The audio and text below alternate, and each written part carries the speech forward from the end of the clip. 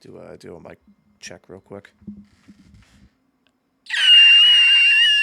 Alrighty, mic is working fine. So before I got everything set up to do this video, I actually looked back on the Q&A video that I did back in 2023, right after I hit 1,000 subscribers, and yeah, it's been a long 2.5 years. That you can very much so tell that. When I recorded that video, I had just got started on broadcasting. I just gotten monetized on this channel, and I was still in high school. Fast forward a couple of years, I'm growing the saddest excuse for facial hair in the world, and I spend most of my time making falling anvil jokes on iRacing shows. But yeah, we're here for the stereotypical, hey, I just hit a subscriber milestone, let's record a Q&A video, because I'm sure my audience has a lot of questions for me. So I've got all the comments screenshotted, you'll be able to see them on this video. And without further ado, let's get into this. Alrighty, so the first comment comes in from Vaticali X, which, side note, if I butcher some of these YouTube account names, it's not down to the account names being bad or anything, it's just down to the fact that I'm dumb. But this first question says, first IndyCar race you ever watched? Now, I'm not actually 100% sure. I got a pretty bad concussion back in 2018, so I can't really remember too much, kind of past 2019. I can remember small little bits and very odd stuff, but I can't remember the first race. I believe, if my memory serves me correctly, which, as I just said, you can take that with a grain of salt, I believe it's the 2011 IndyCar race at New Hampshire, and the absolute fustercluck of an event that was. If you've never seen that race, it's one that I'm probably going to review on this channel at some point farther down the line, but if you've never seen that race, just picture a building that's on fire. Next question comes in from Clippy Studios, who says, what do you think of Connor Zilisch, and do you think he could do just as well in IndyCar as he does in NASCAR? So my thoughts on Connor Zilisch are a little bit different than most people, because I first got cued off, so to speak, to invoke a little French, about Connor Zilisch back in 2022 or 2023. I think it may have been 22. My buddy Robbie raced at the time in the Stars Championship Series, the big karting league, and he was racing in the shifter kart division, and Connor was running in, I think it's KA Stars, I forget the name of the class, but he was running in a single speed kart, still at the same event. And Robbie told me, hey, look, keep an eye on this Connor Zilisch kid. He is super quick. He's probably gonna be like a top driver in motorsports one day. And sure enough, you come to now, he's going to be running in the NASCAR Cup Series next season. If he doesn't win the Xfinity Series championship here in 2025, that'll be a pretty big indictment over the NASCAR playoff format, as if we haven't had that already. But I think Connor Zilisch, I would love to see him in an IndyCar one day. That would be a fascinating sort of like what if. I could even imagine that on my former Never Was Drivers series, when I was talking about racers who never actually made it to IndyCar, even though they nearly got there. But Connor Zilisch racing in an IndyCar, that would be a pretty darn good spectacle. I think he's quite happy with his time in NASCAR, which, he's got some lucrative sponsorship deals. He's got a pretty good contract, all things considered. He's like 19? He's younger than me, which makes me feel like I've wasted my life away. But no, Connor Zilisch in an IndyCar would be quite a good spectacle. I just don't think we'd ever be able to see it, even though I think he probably would do quite good behind the wheel of an IndyCar. Next question here from Brandon Simmons, subscriber of the channel, as pretty much all of you are. Thank you very much for subscribing here. I just make videos in my bedroom, and y'all have decided to hit a small little button on the screen. But he says, you're the president of IndyCar. Would the streets of Philadelphia be on the schedule, and would you bring MIS, Michigan International Speedway, back? See, to answer the Philadelphia question, running a street race in the streets of Philadelphia, I would if it wasn't in Philly. And that's not down. I love this city. Probably gonna stay here for my entire life unless I get some cushy broadcasting gigs somewhere else in the world, which, a man can dream. That was the worst finger crossing ever. But see, I love the I love the city of Philadelphia. I don't love the streets of the city of Philadelphia. I occasionally flare up like karting injuries I had in my back just by hitting a bad pothole in my neck of the woods. I've done that before. Earlier on this year, I think I had like 2 months of like sciatica nerve pain from just hitting a bad bump on the streets of Philadelphia in the Jeep that I drive, because my Oldsmobile is under the covers for the summer. But I would love an IndyCar race in the city of Philadelphia. The bad news is it's the city of Philadelphia. I think the drivers would have their head dislodged from the top of their spine hitting a bad bump heading down to turn number 1 on their ad lap.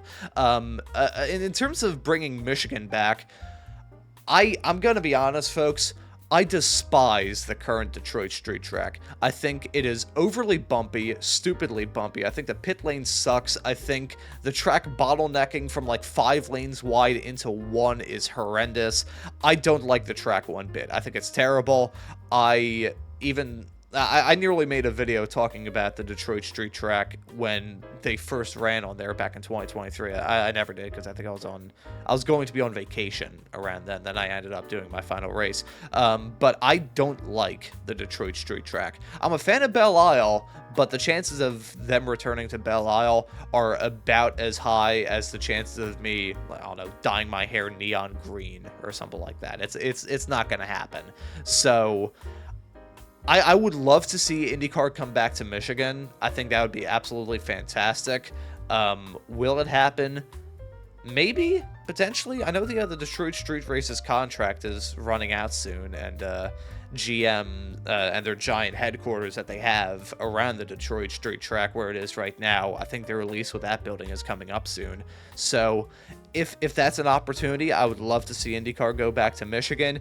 Just promote the race a little bit better than Iowa, please. These next 2 comments are kind of one and the same. It's from Feline Storm, who says, "You are the general manager of an IndyCar team for the 2026 season with 2 seats to fill. All of your funding is secure for the season, and Alex Palou is not available. Which 2 drivers do you sign, and why?" And Jacob Moore, Jacob Endmore, my apologies, said, "If you owned an IndyCar team and could sign any drivers, past or present, who would you sign?" This is going to be an odd shout. I would pick Callum Ilott. I don't know what's going on with Prema. I don't think Prema knows what's going on with Prema, frankly. So if Prema's not racing next season, I think Callum Ilott deserves a slot at IndyCar. Robert Schwartzman does as well, but Callum Ilott would probably be the driver that I would pick. And then I would go for a rather odd choice. Nick DeFries. Now, I think Nick DeFries gets a bad rap in the world of racing. I think he, obviously his time in F1 wasn't good. I'd be lying if I said it was. But he's still a very talented racer. He won a Formula E championship. He won a Formula 2 championship. He's still pretty darn good in sports cars. But he also has that technical ability that very few racers nowadays have. It's kind of similar shades to Nico Rosberg. He has a good understanding of the cars. He has a good understanding of the mechanical sides of things as well. And I remember from my own karting days, one of the things I prided myself in is knowing what my kart needed in terms of suspension setup, tire pressures, and all that stuff. If you know the inner workings of your race car, you can do well in it. And I feel like IndyCar is one of those series that can reward racers who are a bit more mechanically inclined. So a driver like Nick DeFries, I would love to see him in an IndyCar. So very odd pick, but if I did have an IndyCar team, I'd probably go with DeFries and Callum Ilott. I actually just realized I have a cup of tea that I made here, and in a very tasteful, try not to spill it, very tasteful Hershey, Pennsylvania mug. If you've never been to Hershey, Pennsylvania, it's like a theme park, but with chocolate. Has a very good cup of tea, though. It's grapefruit tea, grapefruit honey tea from a jar, and it's very tasty. It tastes like sweet and slightly sour lighter fluid. Next comment comes from my father, Ram Aaron, who says, "Can you give a definition to broke $motorsports, Brokeass Motorsports?" So here's a good story from my karting days, folks. I should probably make some more videos talking about some of my karting war wounds, because there were some stories to come out of there. I could maybe share the story of the time I wanted to drop kick a 12-year-old, which, by the way, I wasn't 18 when that happened. I was like 13, which, it's not great, but, it could be worse. So, Brokeass Motorsports,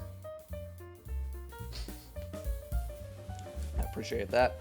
That's a notification from the RaceBot TV Discord server, so I might have to look at getting myself a broadcast soon. But no, so Brokeass Motorsports was the team name that my dad and I sort of ran with back in the karting days.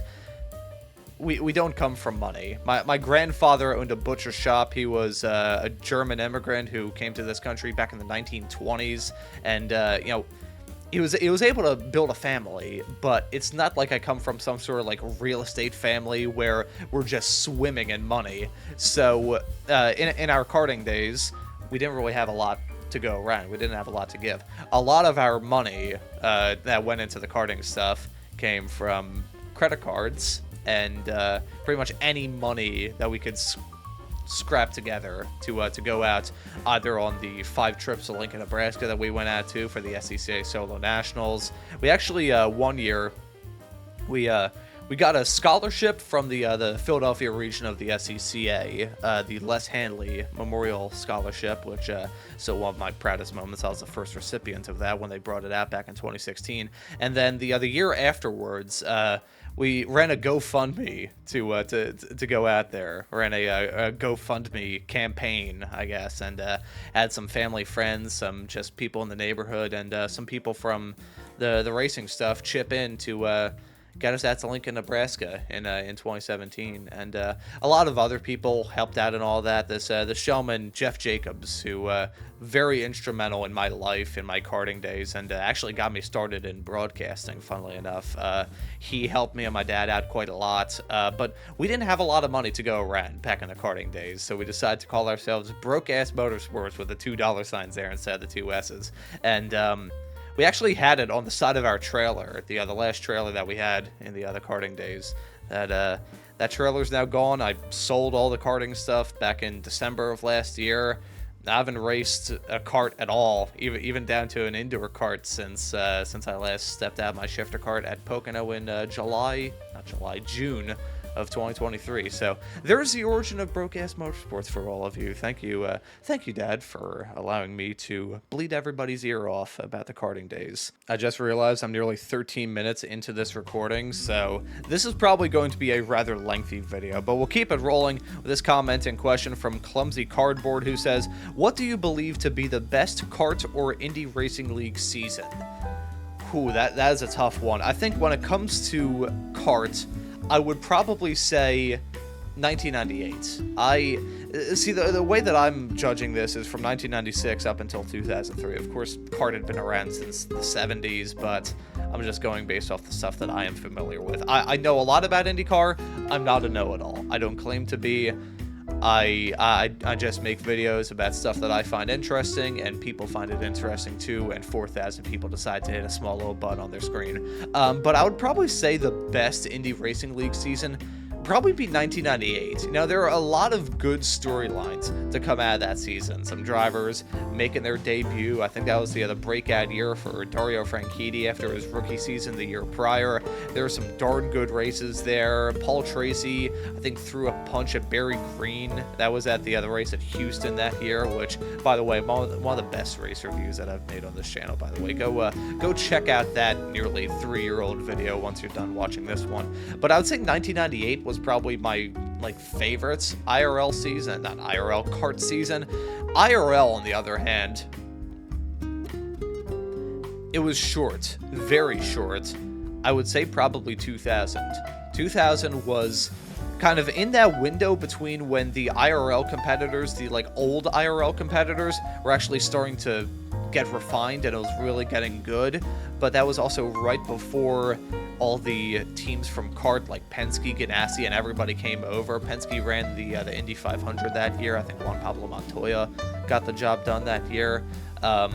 So it was kind of right in that sweet spot. There were a lot of good storylines to come out of that. Buddy Lazier, I think Buddy Lazier was a champion that year, and Scott Goodyear ended up coming up second in that season. I think I made a season review about Scott Goodyear's 2000 IRL season. But so those are the answers: 1998 for kart and 2000 for the IRL. And again, this is just my opinion. Opinions are a lot like noses. Everybody has them, and sometimes you really want to punch somebody directly in their opinion. And now we get off into the spicy comments. This is from Iceman, who says, for the lawsuit between NASCAR and 2311/Front Row Motorsports, are you rooting for one of them to win the lawsuit? If so, which side are you on and why?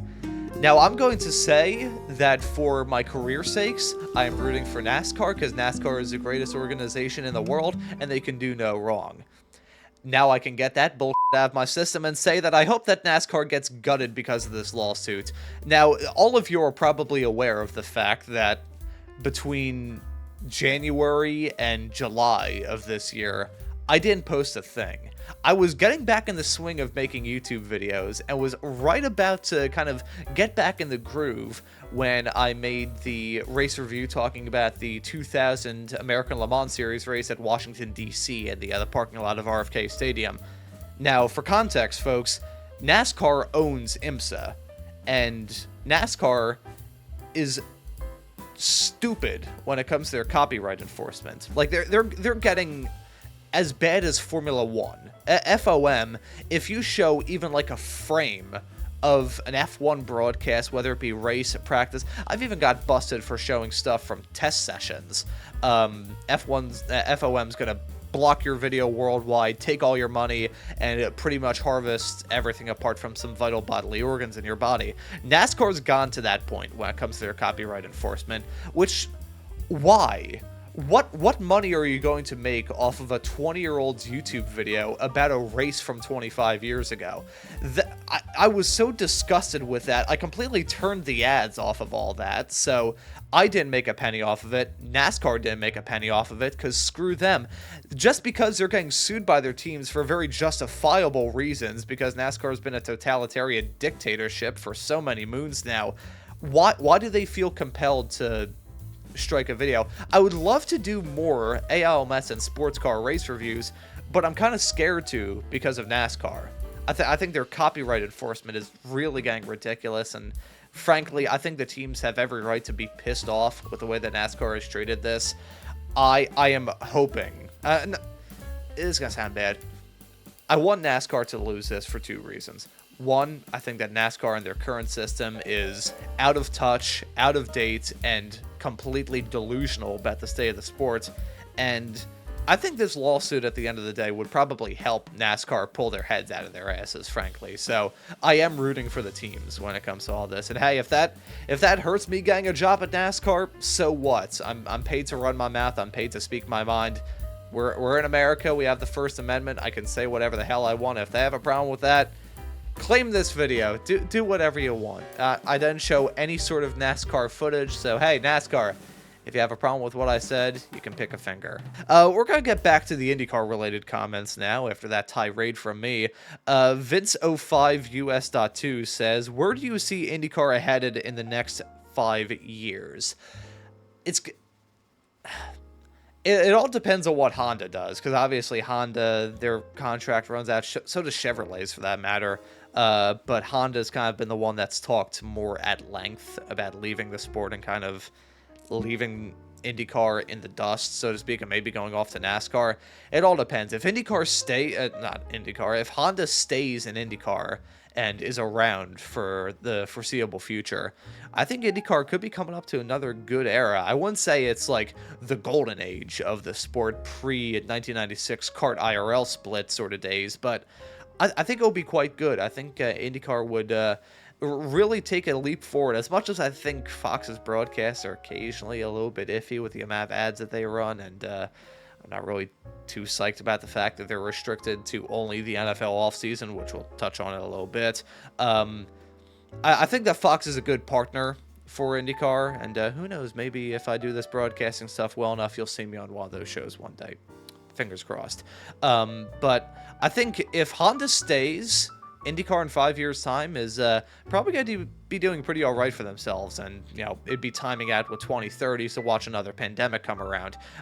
If Honda leaves, though, if Honda decides to get out of the sport, Chevy has said that if Honda goes, they're probably going to be a little bit disinterested in the sport as well. And even though Penske owns Ilmor, who make the Chevy engines, that'd be a little bit iffy. So if Honda stays, I think IndyCar will be doing great. If Honda leaves, what's the most genteel way that I can put this? We're Another comment coming in from Feline Storm. This one I don't think has another one like it, though, so we can just take this question as is. If someone handed you an all-expenses-paid ticket for a week anywhere in the world, where would you go? Answer doesn't have to be racing-related. So I'm going to give a racing-related question, because, you know, you're all tuned in here for racing-related content. You want to tune into the County Line Films YouTube channel to watch me do some watercolor painting. Or maybe you would. Who knows? Maybe that'll be what my content is in 5 years' time. But I'm going to say racing-related, Indy 500. I've been to Indianapolis. I absolutely love it. I want to go there for the museum because I think what they did there was absolutely awesome. The food out there is also pretty good as well. I forget the name of the restaurant. I think it was O'Reilly's on Main Street in Speedway, Indiana. And I had a burger there, which was just absolutely divine. You could tell that I'm a fan of some good food. I'm definitely a fan of food of an edible variety, shall we say. Non-racing related though, I would probably want to go to just some like cold town by the water, whether that be a lake, a river, the ocean, whatever it may be. Like, we'll just say some random crabbing town, or like some random lobster town in Maine, where pretty much all the money that comes in there is from people going out on boats in icy, treacherous waters in the northern Atlantic Ocean just to fish for some lobsters. That would be a very fun town to go to. I would do that and just block off any sort of access I had to the internet. I'm already at my breaking point when it comes to social media. There's been some stuff going on in the world that I will not mention by name because you're probably aware of it if you're in the US. And in all of that drama, I've just been like, you know what? Social media is not what I say not what it used to be. It's always been bad, but it's getting worse. I don't like being on the internet too much, and with my broadcasting schedule, I think I'm doing my 314th show later on today. I would want to have a week where I am just like totally uncontactable by anybody that I work with. Even the guy, Mr. Joshua Wilkie, that I run slow motion broadcasting with. Even then, I'd be like, hey, Josh, I'm just going to drop off the face of the earth for a week. If you want to reach out to me, send some smoke signals, send a carrier pigeon. I'm not going to be online. So racing related, 1 week trip, Indy 500, qualifying and the race, or maybe even just qualifying and practice. I get headaches in large crowds, which is pretty odd to say. It's true though, if I'm being completely honest. So racing related, Indy 500, non-racing related, just some random small town in New England with a population of like 2,000 people. Nobody knows who I am, and I could just go and have a good lobster roll. Dear sweet baby Jesus, we are at 24 minutes into this, and I recorded the intro separately from this, so this is going to be just 50 years long. The Herda 26 says, do you think IndyCar will ever return to Texas Motor Speedway? It's a shame. Probably not. I say it's a shame. I kind of advocated for it, and frankly, with the amount of promotion that Texas Motor Speedway and IndyCar was doing for that event, I would rather see it drift off into the ages. You know, everybody getting very nostalgic about Texas, even after the garbage races that I put on for a solid few years leading up to that. It's basically like having a toxic ex-girlfriend and having a really good hookup before you and her broke up, and then being really bad just because you missed the sex. That's basically what it is with IndyCar racing at Texas. That's probably gonna end up in an out of context video here on the YouTube channel soon. Bonus question: can Dixon win his 7th championship? Not as long as Alex Palou is an IndyCar driver. Sad to say, I don't think it's gonna happen for Dixie. Second to last comment here, the second to last question from Benny Factor says Jack Miller, the racing dentist himself, DDS. Not entirely sure who that is. Michaela Lotion, and Anna Beatrice and Milka Duno. Who is worse, and would any of them beat Crashter Maldonado in a Legends race at Bowman Gray Stadium? Anna Beatrice wasn't that bad of a driver. She was actually pretty decent. Mikhail Aloshin, I gotta wonder how his career would have gone had he not had that crash at Fontana, God rest its soul, in 2015, not 2014 it was. He skipped out on 2015 because of that.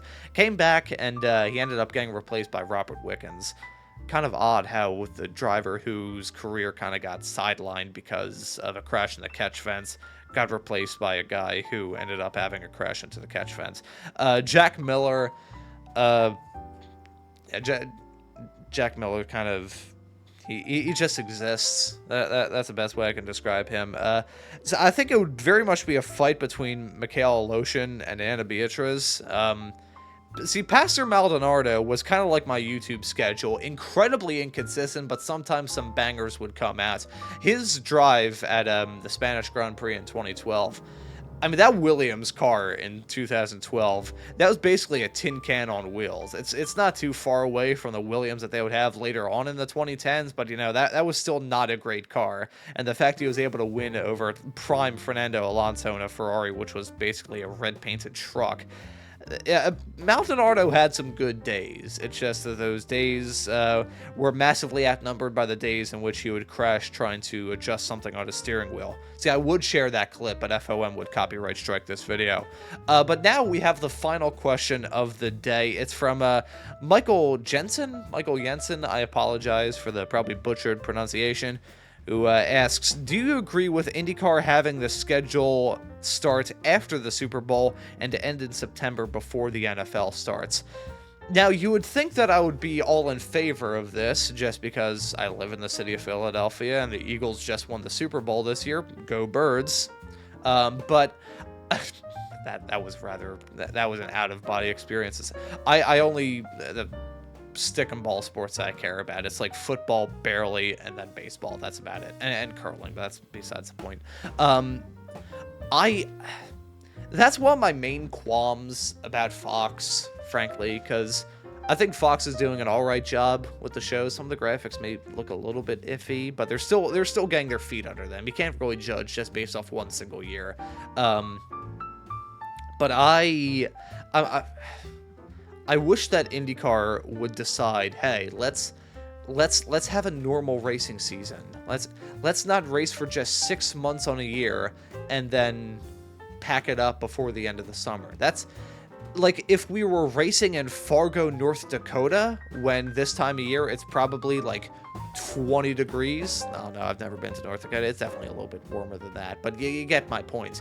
If we were racing in the Arctic Circle, that would make sense to end the season round about the end of summer. But we're not. Let's have an IndyCar race go on in October. One event that I'm strangely nostalgic over from the COVID-affected 2020 season is the Harvest Grand Prix. I want more fall IndyCar racing. I want to see an IndyCar race at Lime Rock right towards the end of the season. I just spat all over my microphone. I hope to God that didn't get picked up on the camera. But I want to see an IndyCar race in Lime Rock, up in New England, in the fall, where the trees are starting to turn a little bit orange, a little bit yellow, maybe even a little bit brown. Gotta bring in the extra colors. I even said this in a video that I made talking about IndyCar racing at Canadian Tire Motorsports Park up there in Bowmanville, Ontario. I want to see IndyCar racing in the fall. Not only would that look good, I just want to see that happen again, because IndyCar ending their season the first week of September... This is selfish. What do I do for income? No, it's just, I would love to see IndyCar race in the fall. They're probably never going to for as long as Fox has the TV rights and as long as Fox is owning the sports. I want to see IndyCar extend their schedule beyond September because I'm sick and tired of the IndyCar season wrapping up right as everybody's going back to school. I remember as a kid, one of my fondest memories of IndyCar racing was tuning in on an off weekend right towards the end of the school year. It was in March. I'd be watching St. Pete, relaxing, watching that on ABC, which dates it immediately, and just having a fun time. Being able to say, you know what, I've got school tomorrow, but guess what? I've got some IndyCar action to watch. That's part of the reason why I upload my videos at 2. I remember being hyped up back when I was in middle school, coming back home and seeing one of my favorite YouTube channels post. That's why I post when I do. I want to see IndyCar start racing in the fall. But I know IndyCar, I know how stubborn they are. It's probably never going to happen, or at least it's not going to happen for a while, which I think it's a damn shame. Well, that right there, folks, was every single question that you asked me in this year's, this decade's, this century's Q&A video from me. I have no idea when I'm going to make another one of these. Who knows? Maybe this will be the final ever Q&A video that I do. We'll just have to wait and see how the decades come along. But first off, thank you to all of you for 4,000 subscribers. I started making these videos as a kid back when I was 16. Just didn't really have much to do outside of working on stuff with high school and driving on iRacing, and now I've got 4,000 subscribers, which is very odd to say. So thank you to all of you. It is greatly appreciated, the support on this channel over the years, and the support as of late as I've gone back into the swing of making videos. There are new videos coming soon. Don't worry. This is not going to be one of those, hey, here's a video, I'll see you all in 2028. So new videos coming soon. Probably going to have a couple in October. If I can push hard enough, I may have another one come time for September. We'll just have to wait and see. Come time for the end of September, that is. But thank you all for tuning in to this Q&A video. It's probably been one of the longest videos posted on this channel in quite some time, and I'll end this the way that I end my broadcast. I hope to see you all wherever it is in the not-too-distant future. Thank you all for watching, and have a great afternoon.